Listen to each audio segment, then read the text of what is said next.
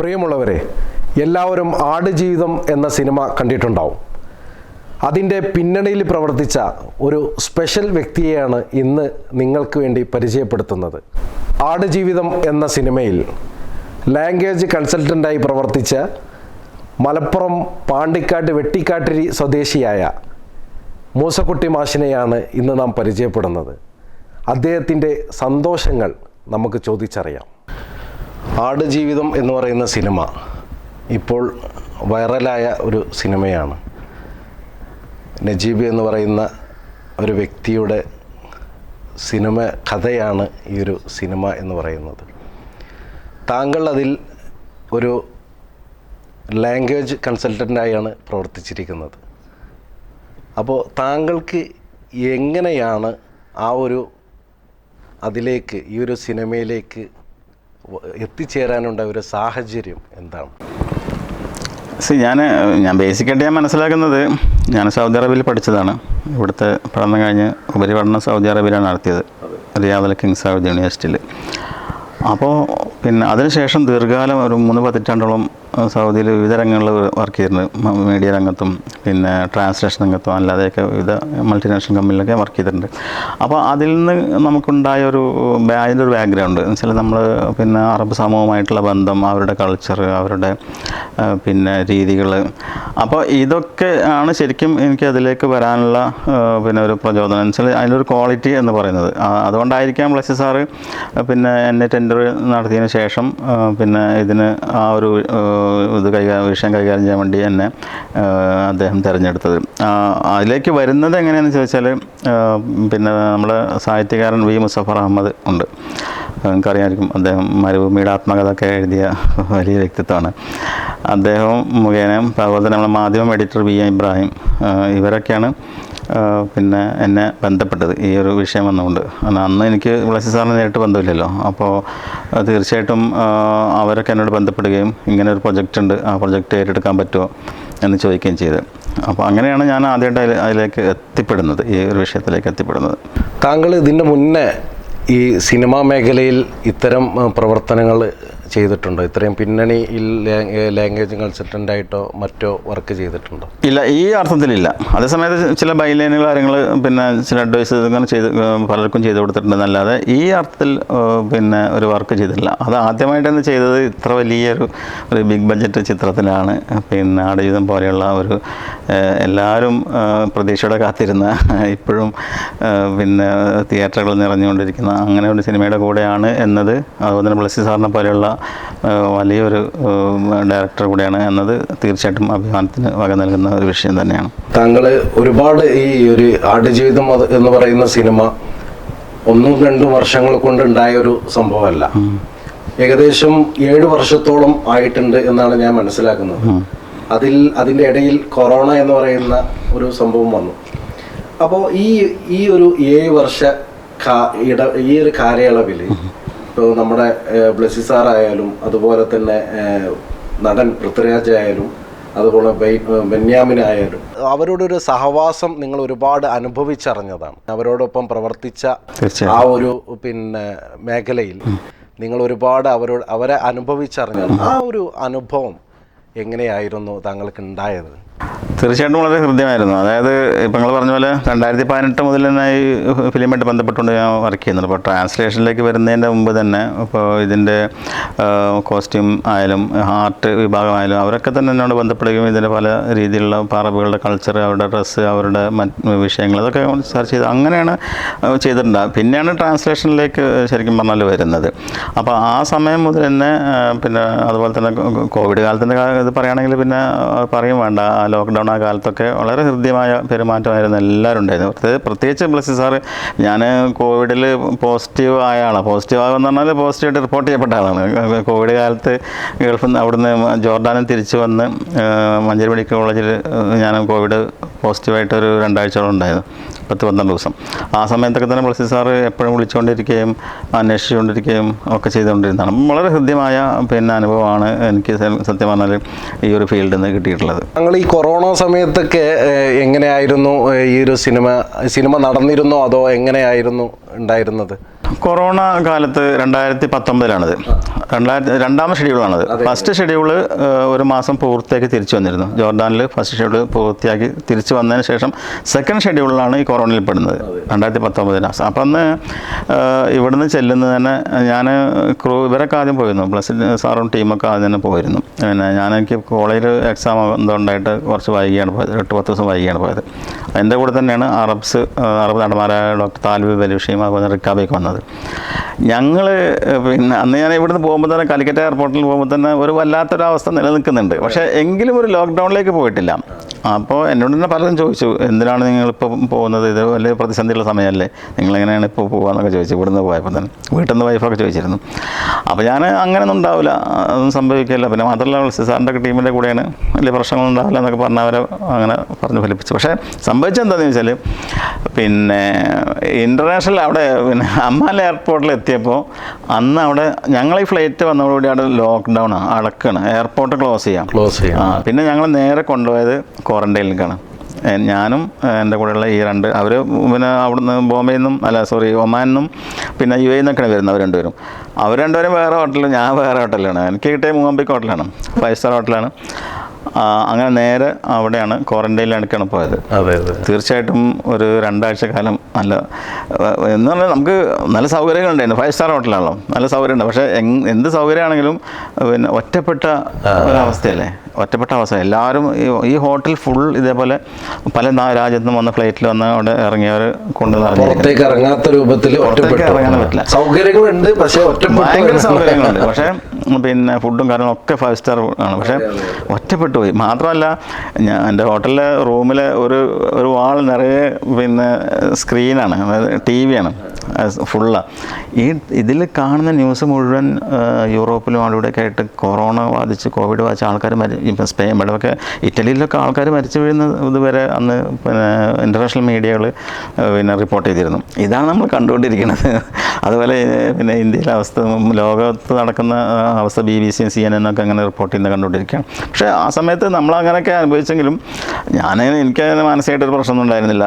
ഇതൊന്നും ഇപ്പോൾ നമ്മൾ ദൈവത്തിൻ്റെ ഒരു വിധി, അത്രയല്ലേ സംഭവിക്കുള്ളൂ. അങ്ങനെ 2 ആഴ്ച അവിടെ കഴിഞ്ഞ് പിന്നെ അവർ പുറത്തേക്ക് വിട്ടു. പിന്നെയാണ് ഈ ടീമായിട്ട് ജോയിൻ ചെയ്തത്. അപ്പോൾ അൽജാമിയ ശാന്തപുരം അധ്യാപകനായിട്ടാണ് നിങ്ങൾ വർക്ക് ചെയ്യുന്നത്, പ്രിൻസിപ്പളാണ്. അപ്പോൾ ആ ഒരു മേഖലയ്ക്ക് വല്ല കോട്ടവും ഇതുകൊണ്ട് ഉണ്ടായിട്ടുണ്ടോ? അത് പിന്നെ കോട്ടം ഉണ്ടായിട്ടുണ്ടോ എന്ന് ചോദിച്ചാൽ, ഞാനൊരു ഡിപ്പാർട്ട്മെൻറ്റിൻ്റെ ഡീനാണ്. അതായത് faculty of languages and translation എന്ന് പറയുന്ന ഒരു PG ഡിപ്ലോമ കോഴ്സിൻ്റെ ഡീനാണ്. സ്വാഭാവികമായിട്ടും എൻ്റെ സാന്നിധ്യം ഇച്ചിരി പ്രശ്നങ്ങളൊക്കെ ഉണ്ടായിട്ടുണ്ടാവും. ഓക്കെ, അപ്പോൾ അതുകൊണ്ട് തന്നെ പിന്നെ ഞാൻ ലീവ് എടുക്കുമ്പോൾ അതിൻ്റേതായ നഷ്ടങ്ങൾ ക്ലാസ്സിലും കുട്ടികളുടെ അടുത്തൊക്കെ ഉണ്ടായിട്ടുണ്ട്. പക്ഷേ അപ്പോഴും ഇത് ഒരു വലിയൊരു പ്രൊജക്റ്റിൻ്റെ ഭാഗമാണ്, നമുക്കൊരു വലിയൊരു ഓപ്പണിങ്ങിൻ്റെ ഭാഗമാണ് എന്ന അർത്ഥത്തിൽ. മാത്രമല്ല നമ്മുടെ ഈ ഒരു ട്രാൻസ്ലേറ്റർ എന്ന ഇമേജ് നമുക്ക് ക്ലാസ്സിലും പിന്നെ കോളേജിലൊക്കെ തന്നെ ഉപയോഗപ്പെടുത്താൻ പറ്റും. ആ അർത്ഥത്തിൽ നമുക്ക് അങ്ങനെ ഒരു നഷ്ടം എന്നൊന്നും പറഞ്ഞുകൂടാ. എന്താ പറയുക, സമയത്തിൻ്റെ കുറച്ച് നഷ്ടം സംഭവിച്ചു എന്ന് വെച്ചാൽ വേറെ പ്രശ്നങ്ങളൊന്നും ഉണ്ടായിട്ടില്ല. രണ്ടും മാനേജ് ചെയ്ത് പോകാൻ എനിക്ക് കഴിഞ്ഞിട്ടുണ്ട്.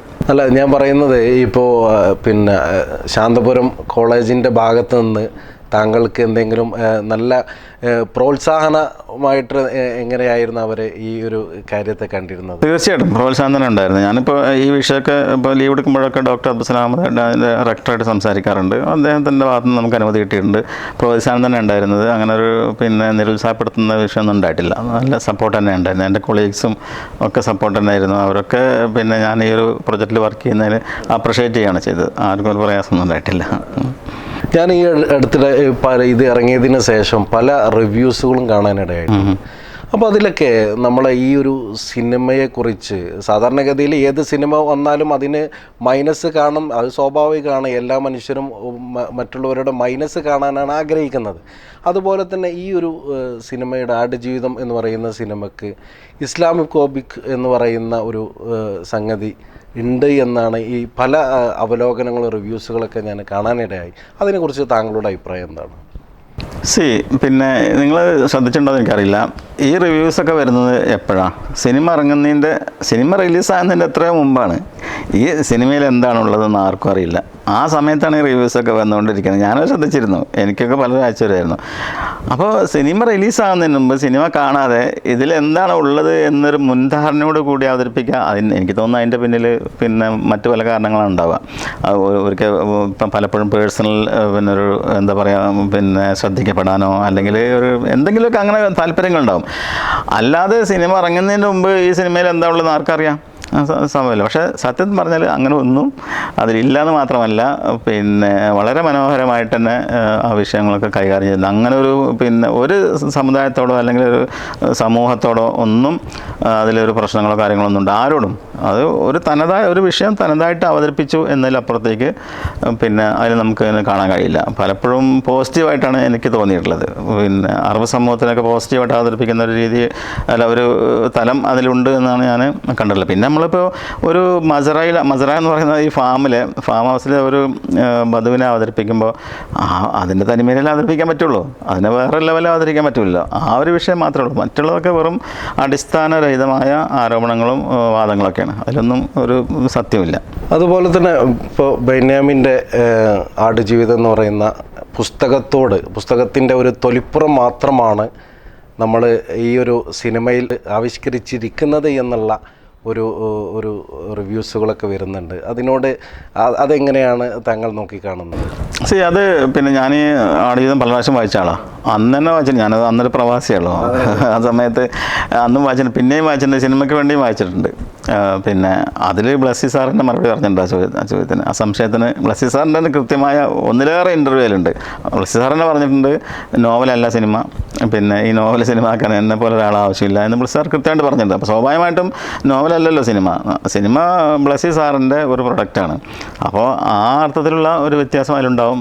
നോവലിനെ ബേസ് ചെയ്തു എന്നതിലപ്പുറത്തേക്കുള്ള പിന്നെ കാര്യമാണ് സിനിമയിലുള്ളത്. അത് ബ്ലസ്സി സാർ തുറന്ന് പറയുകയും ചെയ്തിട്ടുണ്ട്. അപ്പോൾ തീർച്ചയായിട്ടും നോവലല്ല സിനിമ, അത് വേറൊരു പ്രൊഡക്റ്റാണ് തീർച്ചയായിട്ടും. അതിൻ്റെ മറുപടി കൃത്യമായിട്ട് ബ്ലസ്സി സാർ പറഞ്ഞിട്ടുണ്ട്, പല ഇൻ്റർവ്യൂകളും പറഞ്ഞിട്ടുണ്ട്. പിന്നെ ഈ സാധാരണ എല്ലാവരും കേൾക്കുന്നുണ്ട്, ഈ അറബികൾക്ക് ഈ ഒരു വിഷയത്തിൽ ഈ ഒരു സിനിമക്ക് ഒരു ഡാമേജ് ഉണ്ടാക്കിയിട്ടുണ്ട് എന്നുള്ളതൊക്കെ കേൾക്കുന്നു. അതിന് എന്താണ് താങ്കളുടെ ഒരു അഭിപ്രായം എന്താണ്? എനിക്കങ്ങനെ തോന്നിയിട്ടില്ല.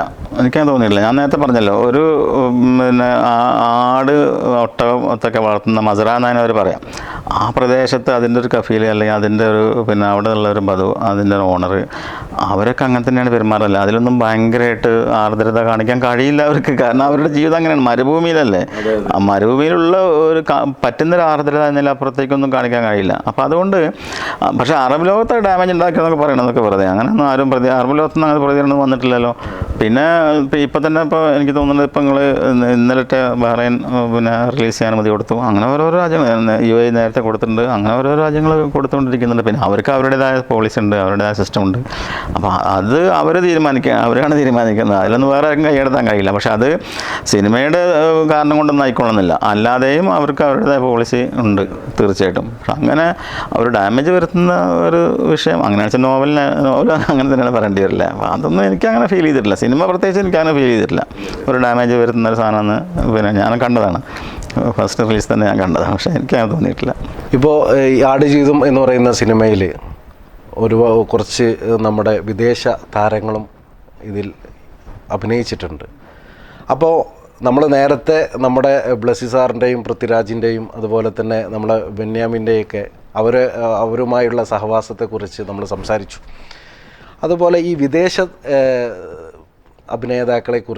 അഭിനേതാക്കളൊപ്പം നിങ്ങൾ വർക്ക് ചെയ്തപ്പോൾ നിങ്ങൾക്കുണ്ടായ അവരുടേതായിട്ടുള്ള അനുഭവം, കാരണം അത് ഒന്ന് ഒമാനി ആയിരുന്നു എന്ന് മനസ്സിലാക്കുന്നു, ഒന്ന് അങ്ങനെ വ്യത്യസ്ത രാജ്യങ്ങളിലുള്ള ആളുകളാണല്ലോ.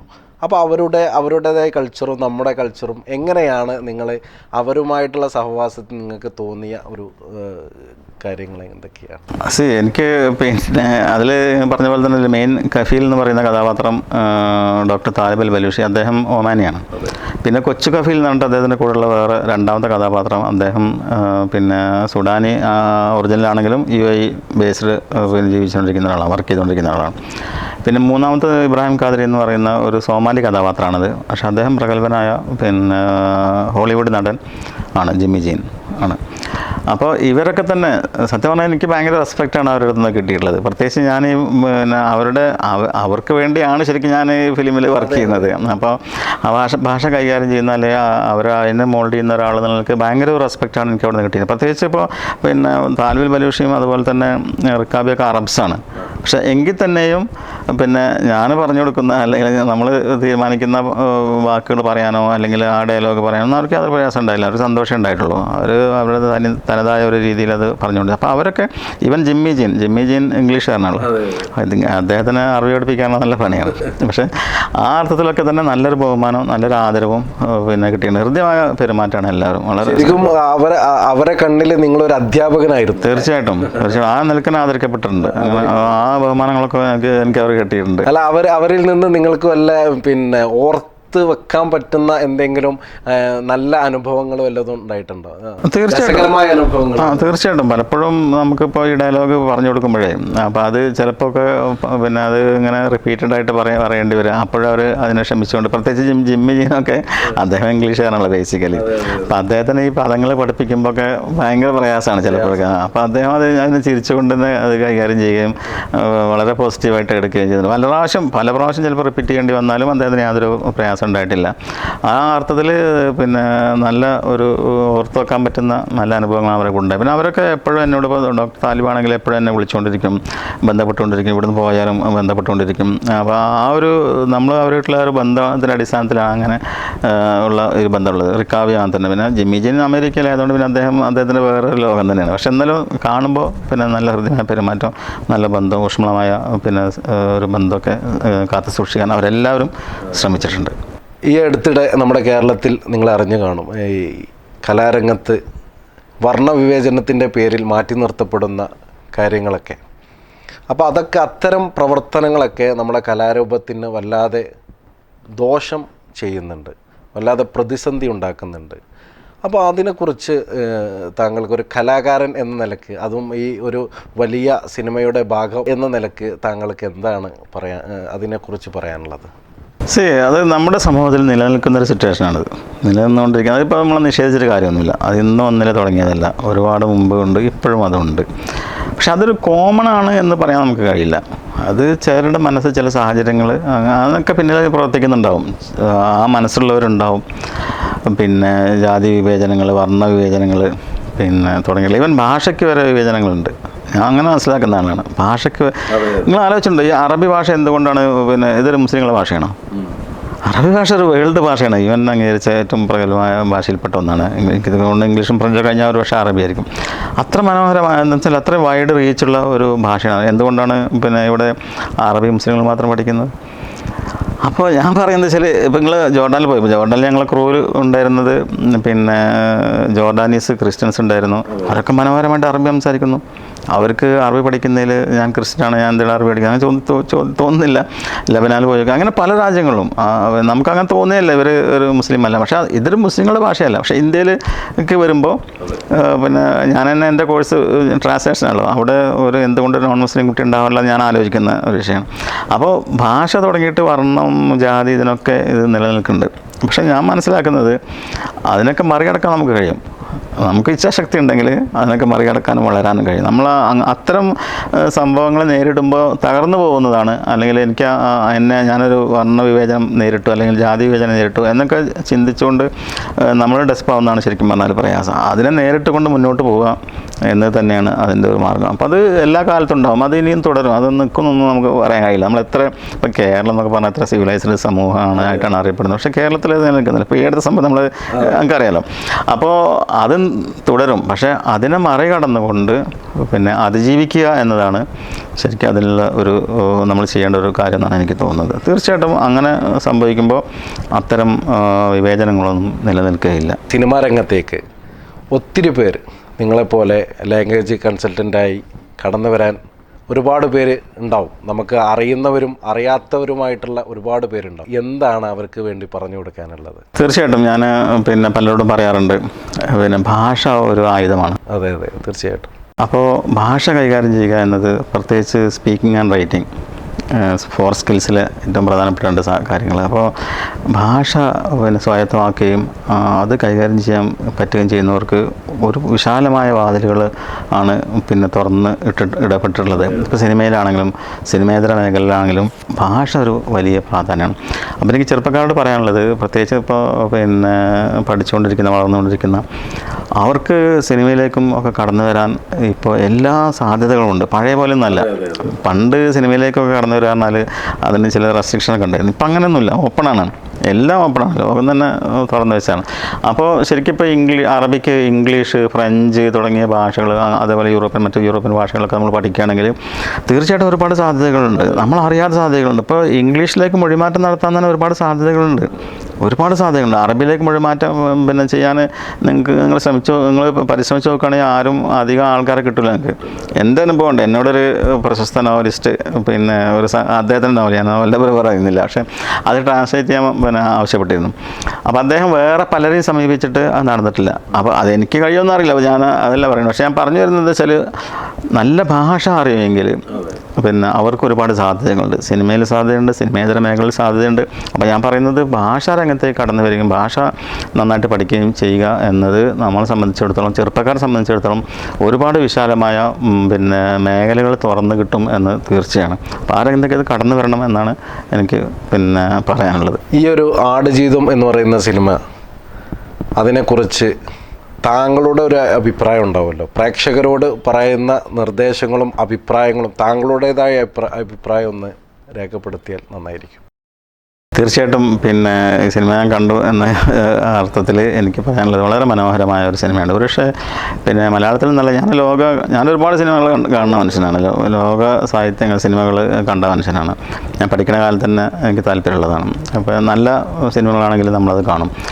അപ്പോൾ ഞാൻ ഇന്നേ വരെ ഈ ഒരു ഡയമെൻഷനിലുള്ള ഒരു സിനിമ കണ്ടിട്ടില്ല. അത്രയും മനോഹരമാണിത്. പിന്നെ നമ്മൾ അൾജീരിയൻ മരുഭൂമി, സഹാറ, ജോർദാനിൽ മരുഭൂമി, ഇതൊക്കെ പിന്നെ എത്രമാത്രം മനോഹരമായിട്ടാണ് ബ്ലസി സാർ അത് ചെയ്തിട്ടുള്ളതെന്ന് കണ്ടറിയാനാണ്. അതുപോലെ തന്നെ ഭാഷ, ഇപ്പോൾ നമ്മളെങ്ങനെയാണ്, ഇപ്പോൾ ഭാഷയിൽ താല്പര്യമുള്ളവർക്ക് നമ്മൾ ഈ ഭാഷ എങ്ങനെയാണ് കൈകാര്യം ചെയ്തതെന്ന് അവർക്ക് പിന്നെ പഠിക്കാൻ കഴിയും. അപ്പോൾ അതുകൊണ്ട് തന്നെ ഈ സിനിമ കണ്ടിട്ട് പിന്നെ അതിലൊരുപാട് കാര്യങ്ങൾ പുതുതായിട്ട് നമ്മൾ മറ്റ് സിനിമകളിൽ ഇല്ലാത്ത, അല്ലെങ്കിൽ നമ്മൾ ഇതുവരെ കണ്ടിട്ടില്ലാത്ത ഒരുപാട് കാഴ്ചകളും അനുഭവങ്ങളും നമുക്കിതിലൂടെ കിട്ടാൻ കഴിയും. ടെക്നിക്കലായിട്ട് പോലും ഞാൻ പറയുന്നത് വെറും ഒരു സിനിമ നടക്കില്ല, അതിൻ്റെ ടെക്നിക്കൽ പിന്നെ വശം പോലും നമുക്ക് പിന്നെ പഠിക്കുന്നൊരു കുട്ടി, റിസർച്ച് ചെയ്യുന്ന പിന്നെ ഒരാൾക്ക്, യുവാക്കൾക്ക് പുതിയ പാഠങ്ങൾ നൽകും, പുതിയ മേഖലകൾ തുറന്നിട്ടും എന്ന് തന്നെയാണ് എനിക്ക് പറയാനുള്ളത്. ഞാൻ ഒരു കാര്യം കൂടി, അത് ഞാൻ അവസാനം ചോദിക്കാം എന്ന് വെച്ചാണ്, നമ്മളിപ്പോൾ എല്ലാവരുടെയും സഹവാസത്തെക്കുറിച്ച് നമ്മൾ പറഞ്ഞു. അതിൽ നമ്മൾ A.R. റഹ്മാൻ സാറിൻ്റെ ുമായി ബന്ധപ്പെട്ട സഹവാസം എങ്ങനെയായിരുന്നു? താങ്കളുടെ ഒരു അനുഭവം എന്തായിരുന്നു? നമുക്കറിയാം A.R. റഹ്മാൻ സാറിന് അങ്ങനെ പെട്ടെന്ന് കിട്ടുന്ന ആളല്ല. A.R. റഹ്മാൻ സാർ എന്ന് പറയുന്നത് പിന്നെ വളരെ വില പിടിച്ച, പിന്നെ തിരക്ക് പിടിച്ച മനുഷ്യൻ. പക്ഷേ അദ്ദേഹം ഇപ്പം നമ്മൾ ഷൂട്ടിംഗ് ലൊക്കേഷനിലേക്കൊക്കെ കടന്നു വരുമ്പോൾ ഒരു വല്ലാത്തൊരു എനർജിയാണ് പാസ് ചെയ്യുക.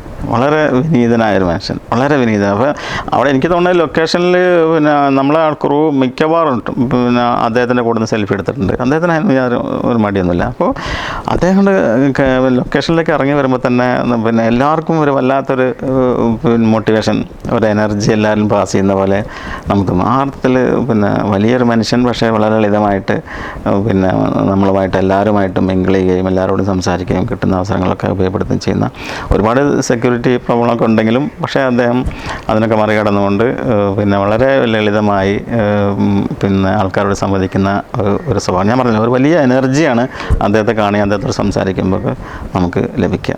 ആദ്യം ചോദിക്കേണ്ട ഒരു സംഗതിയാണ്, അത് ഞാൻ അവസാനത്തിലേക്ക് വെക്കുകയാണ്. കാരണം ഈ ഒരു വലിയ സിനിമക്കൊടുവിൽ അത് അവസാനം ചോദിക്കാമെന്ന് വെച്ചതാണ്. താങ്കളുടെ ഈ കുടുംബം അതിൻ്റെ കാര്യങ്ങളൊക്കെ ഒന്ന് പറയാമോ? പിന്നെ ഞാൻ പറഞ്ഞല്ലോ, ഗൾഫിലാണ് പഠിച്ചത്. ആ സമയത്താണ് ഞാൻ കല്യാണം കഴിക്കുന്നത്. ഭാര്യ സഫിയ, അവൾ പിന്നെ തൊടികപ്പലം സ്വദേശിയാണ്, വളരെ പിന്നെ സഹൃദയാണ്. അപ്പോൾ ഭാര്യയും 3 മക്കളാണ് എനിക്കുള്ളത്. മൂത്ത മോന് ഇപ്പോൾ PG കഴിഞ്ഞ് കഴിഞ്ഞ് നെറ്റും സെറ്റും അതൊക്കെ ചെയ്തുകൊണ്ടിരിക്കുകയാണ്, ഒരു സ്കൂളിൽ വർക്ക് ചെയ്യുന്നുണ്ട്. രണ്ടാമത്തെ മോള് BHMS കഴിഞ്ഞ് പിന്നെ വിവാഹം കഴിച്ചത് ഇവിടെ മേലാറ്റൂരാണ്. PPK കുടുംബത്തിലേക്കാണ്. അവൾ പിന്നെ എറണാകുളത്ത് സെറ്റിൽഡാണ്. ഒരു ക്ലിനിക്കൊക്കെ വെച്ചുകൊണ്ട് അവിടെ വർക്ക് ചെയ്യുന്നുണ്ട്. ഭർത്താവ് അവിടെ തന്നെ ഉണ്ട്. മൂന്നാമത്തെ മോള് ഇപ്പോൾ മാസ് കമ്മ്യൂണിക്കേഷൻ ജേർണലിസത്തിൽ PG കഴിഞ്ഞ് കർണാടക സെൻട്രൽ യൂണിവേഴ്സിറ്റിയിലായിരുന്നു. PG കഴിഞ്ഞ് തിരിച്ചെത്തിയിട്ടുണ്ട്. അവൾ ഒരു കണ്ടന്റ് റൈറ്ററായിട്ട് വർക്ക് ചെയ്യുന്നുണ്ട്. സന്തോഷമായിട്ട് പോകുന്നു. ഓക്കെ. ഇത്ര സമയം നമ്മളോട് സംബന്ധിച്ച് വളരെയധികം സന്തോഷമുണ്ട്. താങ്കൾ ഇത്രത്തോളം നമ്മളോട് സംബന്ധിച്ചതിൽ വളരെയധികം സന്തോഷമുണ്ട്. ആടുജീവിതത്തിൽ നിന്ന് തുടങ്ങി ഇനി വലിയ സിനിമകൾ ഇനിയും താങ്കൾക്ക് ലഭിക്കട്ടെ എന്ന് ആത്മാർത്ഥമായിട്ട് ആശംസിക്കുന്നതോടൊപ്പം തന്നെ പ്രാർത്ഥിക്കുകയും ചെയ്യുകയാണ്. വളരെ സന്തോഷം. നന്ദി.